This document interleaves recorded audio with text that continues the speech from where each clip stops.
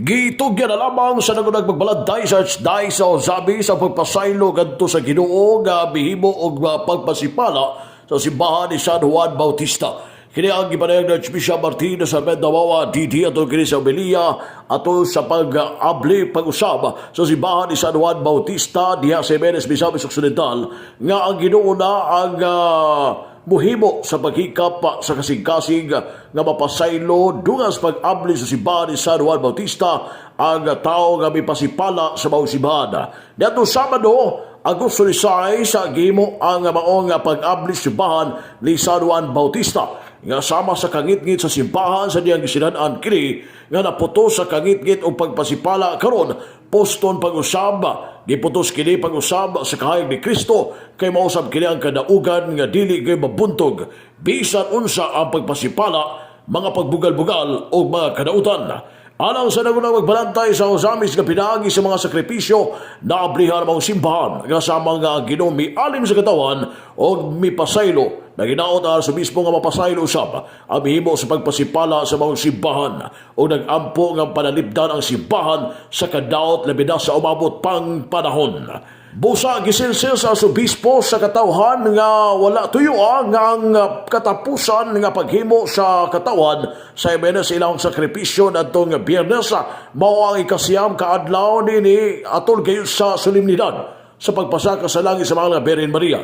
Wala kinidama, wala tuyo o ni planuha. Busa ang mensahig sa Ginoo mahinungdanon kayo nga matag usa angay nga masabtan maamguhan ang dakong parte sa mahal nga Birhen Maria sa ang inahan sa misabisnon nga gitawag kini sa mga misabisnon nga Birhen sa kuta sa pag-abli sa mga simbahan.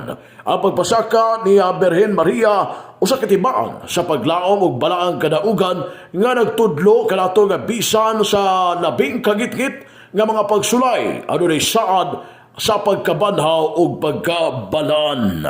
Ang atong pagsalig sa makaalim nga kaluoy sa Dios aron ipahiuli ang pagkabalaan niini ug aron panalipdan kini gikan sa umaabot nga kadaot.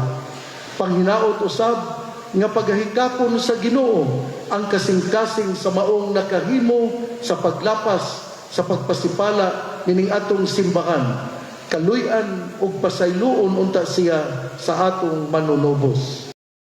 Ang tipik kabahin sa Arsobispo sa Archdiocese sa Ozamis atol kini sa pag-abli sa simbahan ni San Juan Bautista sa Jimenez, Misamis Occidental niadtong Sabado. Samtang sa pikas bahin usab sa mga katawhan sa Jimenez, Misamis Occidental alang nini nga andam og manapasaylo na nila ang mismong bihimo sa pagpanabas-tabas nga content creator diha sa simbahan ni San Juan Bautista dungan sa pag-abri sa mga simbahan nitong Sabado.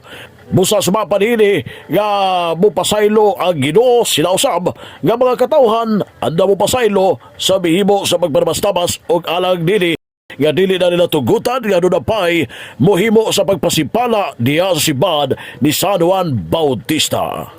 Pasaylo gid ako kay tawhan mo raguta. Tagalan na po nato o higayon. Pasaylo gyud. Ingon ni anak kay mao man gyud na nga ang Ginoo pasaylo man gyud. Naabli na mong simbahan karon. Perti na mong lipay sa kaming tanang taga Jimenez. Lipay gyud kay mi.